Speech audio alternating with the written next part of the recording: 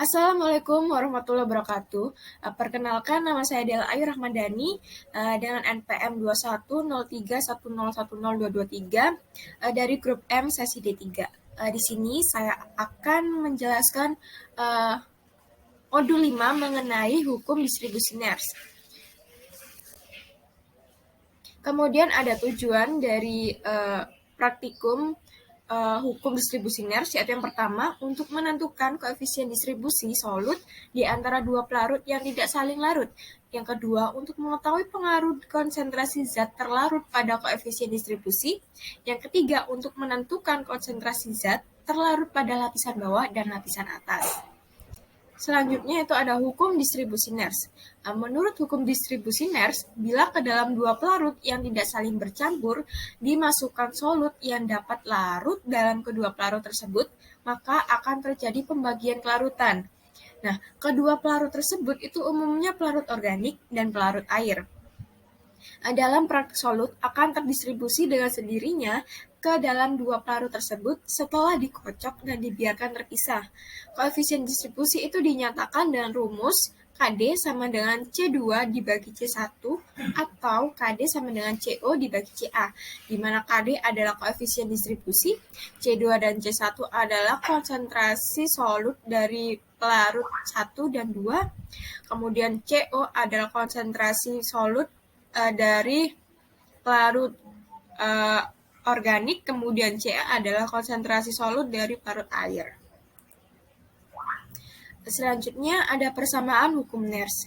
Nah, persamaan hukum NERS ini AB dibagi AA sama dengan K, di mana persamaan tersebut merupakan persamaan matematis dari hukum distribusi NERS yang menyatakan bahwa suatu solut akan terdistribusi dengan sendirinya di antara dua pelarut sampai pada keadaan setimbang. Perbandingan aktivitas dari solut dalam kedua lapisan konstan, yaitu pada suhu tertentu, jika larutannya encer atau jika solut berkelakuan ideal, aktivitas solut sama dengan konsentrasinya, sehingga persamaan tersebut dapat diubah menjadi K sama dengan CB dibagi CA, yang dimana K adalah koefisien distribusi, kemudian CB itu konsentrasi B, kemudian CA adalah konsentrasi A. Selanjutnya ada ekstraksi. Ekstraksi itu proses penarikan suatu komponen dari larutannya dalam air oleh suatu pelarut lain yang tidak bercampur dengan menggunakan pelarut yang sesuai. Ekstraksi pelarut itu menyangkut distribusi solut di antara dua fase cair yang tidak bercampur. Selanjutnya ada ekstraksi cair-cair. Nah, di mana ekstraksi cair-cair ini tuh proses untuk memisahkan komponen cairan, itu solut, yang terbawa oleh cairan pembawanya, yaitu diluen. Nah, kontak dengan fase cair kedua solvent. Proses ekstraksi ini tuh menghasilkan dua fase, yaitu fase ekstrak dan fase rafinat.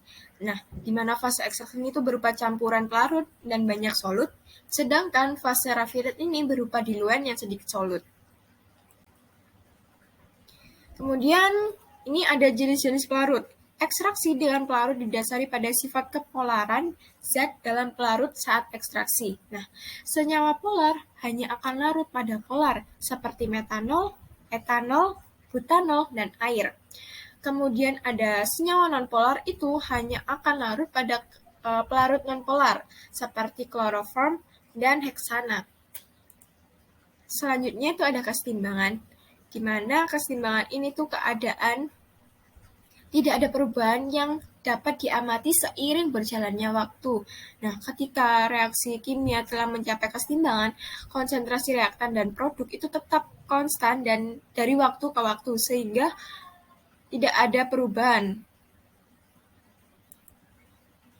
Kemudian itu ada syarat hukum distribusi. Nah, hukum distribusi NERS ini tuh hanya berlaku untuk spesies molekul yang sama di kedua larutan.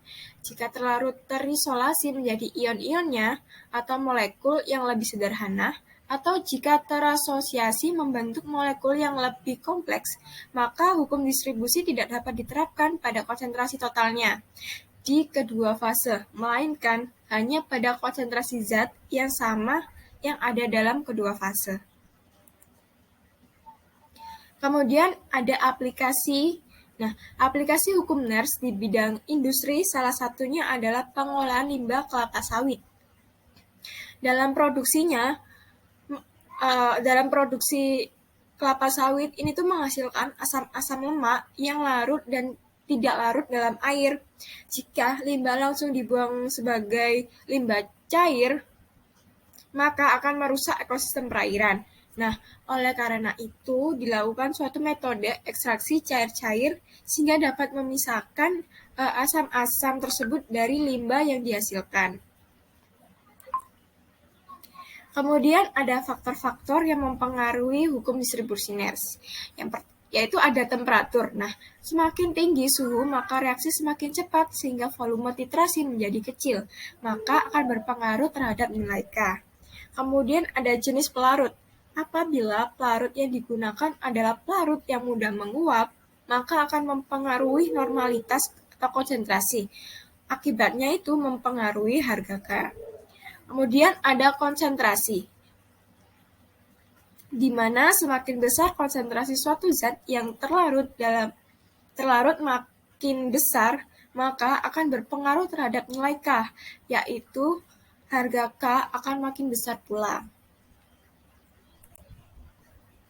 Kemudian ada prosedur dari praktikum ini, yaitu yang pertama, membuat larutan asam asetat dengan konsentrasi 0,5 N, 1 N, 2 N, yaitu masing-masing sebanyak 10 ml.